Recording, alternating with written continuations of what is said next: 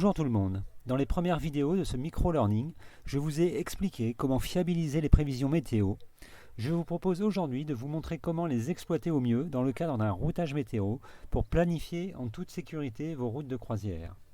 Un routage météo correspond à un calcul théorique qui permet de trouver la route optimale entre deux points en fonction des conditions de vent prévues et de la performance du bateau. Le routage est né dans les années 80 dans le monde de la course au large pour permettre aux skippers d'exploiter au mieux les conditions de navigation rencontrées et de choisir la route la plus rapide pour aller d'un point A à un point B. Puis le routage s'est démocratisé et est devenu accessible au monde de la plaisance. Le routage météo est un outil remarquable pour nous autres plaisanciers en termes de confort et de sécurité, mais il faut toujours garder à l'esprit que la météo n'est pas une science exacte, même si la fiabilité des prévisions s'est considérablement améliorée ces dernières années et qu'elle évolue chaque jour. De même, la performance d'un bateau reste une donnée théorique qu'il ne faut pas prendre pour argent comptant. Le routage météo doit donc toujours être pris avec une certaine précaution. Il est important d'apprendre à interpréter le résultat calculé par les logiciels et de bien comprendre le scénario proposé, d'évaluer les risques associés, sans oublier de réaliser une mise à jour régulière pour tenir compte des évolutions des prévisions météo au fil du temps. Si ces quelques précautions sont respectées, le routage météo deviendra vite votre meilleur allié pour apporter confort et sécurité à vos croisières à la voile. Pour pouvoir réaliser un routage, il est nécessaire de rentrer dans le logiciel certaines informations. En premier lieu, c'est la polaire de vitesse de votre voilier, également appelée tableau de performance, qu'il va falloir renseigner. Une polaire de vitesse correspond au graphe de la vitesse atteinte par votre bateau selon la force et la direction du vent. Il vous faudra ensuite sélectionner un fichier GRIP de prévision, afin de connaître le vent annoncé sur votre bassin de navigation en force et en direction. Enfin, il est nécessaire de rentrer une route dans le logiciel de routage. Cela peut paraître évident, mais il est important de bien renseigner sa route entière, notamment lors d'un routage long qui va durer au-delà de l'échéance du fichier GRIP utilisé, comme c'est le cas pour une traversée du Pacifique ou de l'Atlantique par exemple. Une fois ces données saisies dans votre logiciel de routage, ce dernier va calculer une route théorique. Cette route optimum, telle que représentée au bas de l'écran, permet de visualiser au préalable les moments où il y aura du vent, les moments où il y en aura moins, les bascules de vent. Ce sont des zones de transition qu'il va être stratégique d'interpréter.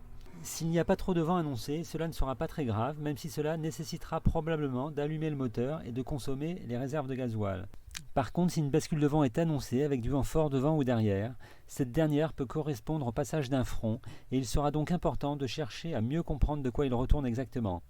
Car il pourra s'agir d'un secteur où le routage annonce seulement 20 nœuds, mais où le front générera ponctuellement des rafales à 40 nœuds, ce qui peut nous mettre en difficulté si nous ne sommes pas préparés. Avant d'aller plus loin, il est important de comprendre le principe de fonctionnement d'un routage.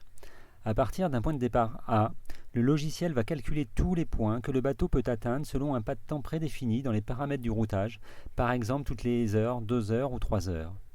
Dans l'exemple proposé en illustration, nous avons choisi un pas de temps d'1 heure.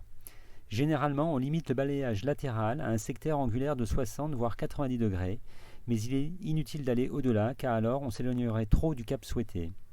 Tous les points ainsi calculés pour un pas de temps d'1 heure sont réunis par une courbe appelée isochrone. À partir de ce premier isochrone, le logiciel de routage sélectionne, parmi tous les points calculés, le meilleur point que le bateau peut atteindre dans le pas de temps défini pour calculer l'isochrone suivant. Et ainsi de suite, autant de fois que nécessaire pour atteindre le point B d'arrivée. Ainsi, pour un pas de temps d'1 heure entre deux isochrones, le premier isochrone représente l'ensemble des points que le navire peut atteindre en 1 heure et le second isochrone les points accessibles en 2 heures et ainsi de suite. L'espacement entre les isochrones, qui correspond donc à la distance parcourue durant le pas de temps fixe prédéfini pour réaliser le routage, donne une notion de vitesse au premier coup d'œil, dès que l'on a un peu l'habitude d'utiliser cet outil, ou lors de l'opération de calcul si les isochrones s'affichent au fur et à mesure. Il peut également permettre de repérer une côte atteignable rapidement compte tenu des conditions météo du moment et offrir une alternative bienvenue au programme de navigation initial. La proximité des isochrones ou au contraire leur éloignement constitue donc une première évaluation globale des conditions de la navigation à venir. Les résultats du routage nous permettent de visualiser notre trajectoire et ainsi de simuler la navigation à venir. Mais il est indispensable de bien comprendre les particularités de la trajectoire proposée et surtout de tester la robustesse de cette option et de bien évaluer les risques potentiels de cette trajectoire avant de prendre la décision et de la valider. Pour bien comprendre les enjeux d'un routage, je vous propose de faire une analogie entre le routage météo et un investissement financier. Un routage va vous permettre d'investir dans des milles, c'est-à-dire de choisir une route parfois éloignée de la route directe pour gagner du temps ou du confort. Mais pour prendre cette décision, il vous faut connaître le risque. Que se passe-t-il si le bateau n'avance pas aussi vite que prévu? Que se passe-t-il si la situation météo évolue différemment de la situation prévue? Existe-t-il d'autres routes que l'optimale, moins risquées, présentant une efficacité similaire? Le risque de mauvais temps est-il important? Ce travail d'interprétation et de prise de décision constitue la phase méconnue du routage en croisière, alors qu'il s'agit pourtant de l'étape la plus importante pour naviguer en toute sérénité. Le logiciel de routage propose une route optimale correspondant aux critères que nous avons renseignés au préalable, mais il est essentiel de chercher à en savoir un peu plus. Dispose-t-on d'une marge de manœuvre autour de l'optimale et de quelle amplitude est cette dernière?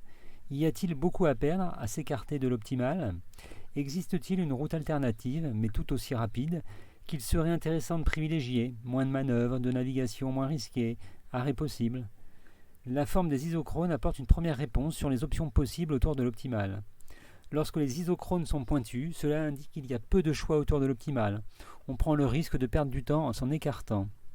Lorsque les isochrones sont plates, cela indique qu'il y a du jeu autour de l'optimale. On peut donc s'en éloigner sans grandes conséquences. Lorsque les isochrones sont multimodales, plusieurs trajectoires éloignées les unes des autres correspondant à des temps de traversée similaires, il y a donc des variantes à explorer.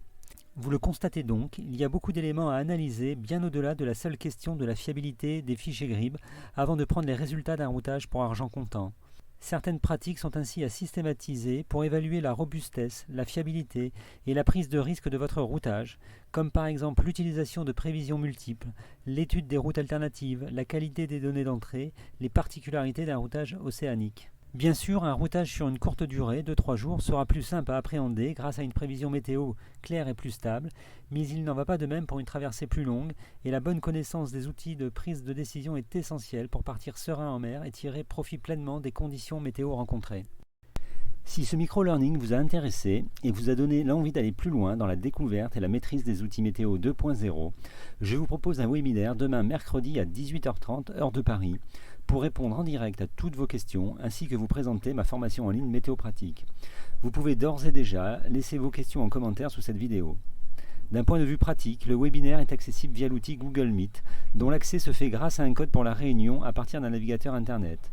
Je publierai demain sur le blog le code d'accès. Pour les personnes souhaitant se connecter à partir de leur équipement mobile, smartphone, tablette, il est préférable de télécharger l'appli mobile correspondant à votre équipement, Android ou iOS. Le lien se trouve sous cette vidéo. À demain, ciao.